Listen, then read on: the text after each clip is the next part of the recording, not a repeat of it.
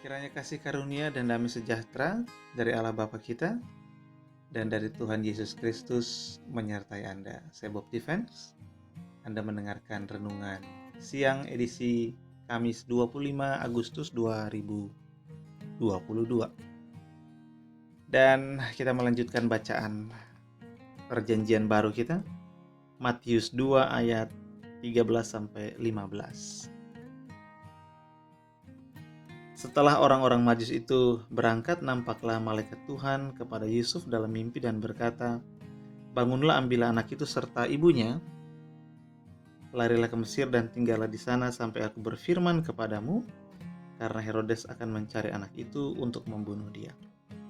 Maka Yusuf pun bangunlah, diambilnya anak itu serta ibunya malam itu juga, lalu menyingkir ke Mesir dan tinggal di sana hingga Herodes mati. Hal itu terjadi supaya genaplah yang difirmankan Tuhan oleh Nabi, "Dari Mesir kupanggil anakku." Demikianlah Injil Kristus. Terpujilah Tuhan. Kita berdoa. Tuhan, kami mohon pertolongan Tuhan pada kesempatan ini, agar kami dapat merenungkan dan mengambil pelajaran, dikuatkan oleh firman Tuhan, sehingga hidup kami memuliakan Tuhan. Demi Kristus. Amin. Renungan kali ini dalam melanjutkan bahasa bacaan kita seperjanjian baru, ada satu perikop pendek yang menunjukkan kepada kita bahwa satu lagi nubuat digenapi oleh Yesus Kristus, bahkan pada waktu masih baik.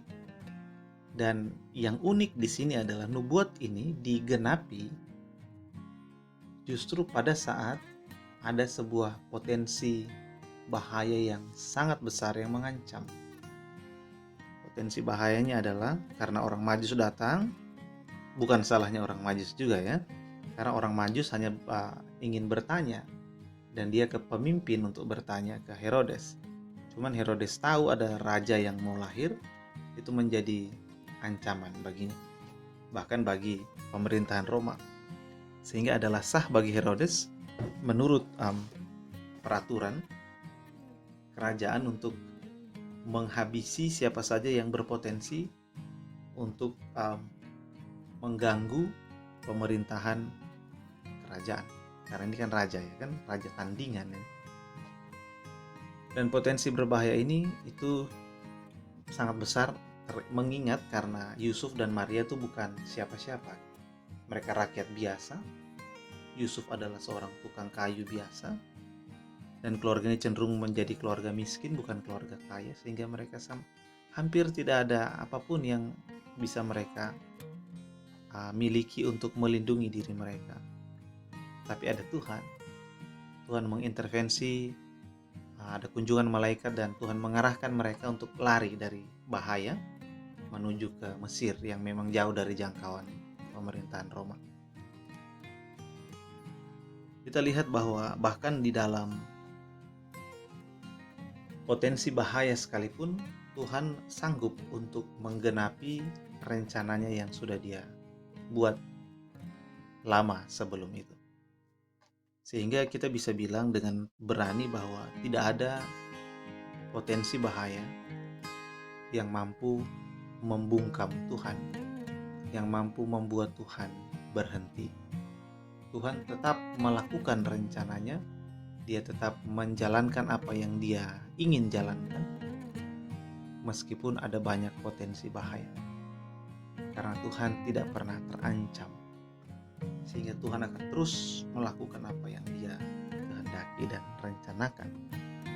Nah, dalam perikop ini kita melihat kuasa Tuhan yang bekerja, bahkan melalui dua orang ini, sepasang kekasih plus anak bayi yang tidak berdaya, yang di hadapan Herodes itu mau dibunuh. Tuhan menolong keluarga kecil yang tidak mampu ini. Keluarga kecil yang tidak mampu ini ditolong Tuhan untuk menggenapi rencana Tuhan. Sehingga kita bisa berani bilang bahwa tidak ada bahaya apapun yang mampu untuk menggagalkan rencana Allah dalam hidup kita. Karena apa? Karena ada Tuhan yang menolong. Tuhan sudah menolong sepasang kekasih keluarga kecil yang tidak berdaya itu, demikian Tuhan akan menolong kita ya kan untuk menggenapi rencana Tuhan dalam hidupnya, di hidup kita, rencana Tuhan dalam hidup kita.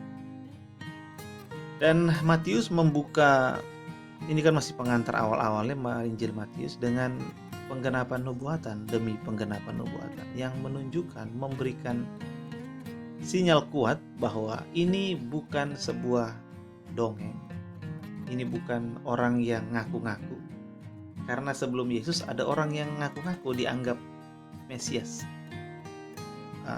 beberapa bahkan dalam waktu-waktu itu kan waktu-waktu penantian ya, menurut perhitungan waktu dari kitab suci, itulah waktu-waktu penantian seorang Mesias. Dan beberapa ngaku-ngaku gitu, sampai terus memimpin perang, bahkan sampai perangnya besar sekali. Tapi terus mereka mati. Dan tidak ada penggenapan apa-apa di sana, ya, karena mereka sudah mati. Nah, tapi Yesus Kristus lain, dari kelahirannya sampai kemudian dia sekarang ini dalam pembacaan kita dia jadi bayi, sampai nanti kemudian dia mati di salib, semuanya berisi nubuat-nubuat. Sehingga nubuat-nubuat yang digenapi ini meyakinkan kita bahwa Yesus Kristus Tuhan kita itu adalah Allah yang menjadi manusia, bukan sekedar manusia biasa. Yesus adalah Allah yang menjadi manusia, dia bukan sekedar manusia biasa. Kenapa? Karena tidak ada manusia biasa yang kelahirannya direncanakan ribuan tahun sebelumnya. Tidak ada. Saya ulang sekali lagi. Tidak ada manusia yang kelahirannya direncanakan ribuan tahun sebelumnya. Dan bukan hanya kelahirannya, masa bayinya, masa kecilnya, sampai tujuan hidupnya, sampai nanti dia mati, semua sudah direncanakan ribuan tahun sebelumnya.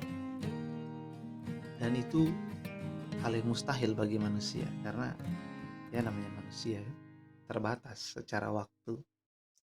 Kita katakanlah dengan keluarga kita 200 tahun yang lalu kita udah tidak tahu ya kan. Sekarang Anda bayangkan sekarang bagaimana keluarga Anda ya kan. Ayah dari ayah Anda yang 200 tahun yang lalu dia ada di mana? Keluarga itu ada di mana? Bapak, ibu, dan anak atau anak-anak 200 tahun yang lalu keluarga kita itu ada di mana? Kita nggak tahu. Kenapa? Karena sudah sangat lama. Manusia sulit kalau sudah terlalu lama untuk merencanakan sesuatu, kan agak mustahil. Tapi ini Yesus Kristus, dia sangat terencana kedatangannya, kehadirannya, bahkan ketika menjadi bayi yang ke Mesir gitu. Itu hal yang mencengangkan ya, mengenai bagaimana Yesus Kristus direncanakan. Nah, itu pembacaan singkat ini meyakinkan kita bahwa satu Allah tidak dibatasi oleh bahaya apapun. Dia tetap bisa menggenapkan rencananya bahkan di dalam keadaan yang berbahaya. Dan yang kedua, Yesus Kristus Tuhan kita itu menggenapi rencana ribuan tahun. Artinya ini bukan manusia biasa. Tidak ada orang yang merencanakan ribuan tahun, hanya Tuhan saja. Ini kita tahu Yesus Kristus berasal dari Allah. Yesus Kristus adalah Allah sendiri yang jadi manusia. Dan dalam renungan siang ini kita menjadi melihat bahwa Tuhan ada bahkan di dalam bahaya. Dia ada untuk menolong kita. Dia ada untuk menggenapi rencananya, dan dia ada untuk menunjukkan kuasanya, karena dia Tuhan. Nah, demikian renungan siang kita edisi kali ini. Kita akan terus membaca kitab suci Perjanjian Baru sampai selesai di renungan siang ini ya. Sementara itu kiranya Tuhan menolong, melindungi Anda dan keluarga Anda dari bahaya yang mengancam. Mari kita kita berdoa. Tuhan, terima kasih untuk pemberitaan firman Tuhan, untuk renungan siang ini. Kiranya Tuhan menolong kami agar kami semakin mengenal Engkau, sehingga hidup kami tidak lagi khawatir, melainkan berserah pada Tuhan. Terima kasih demi Kristus. Amin.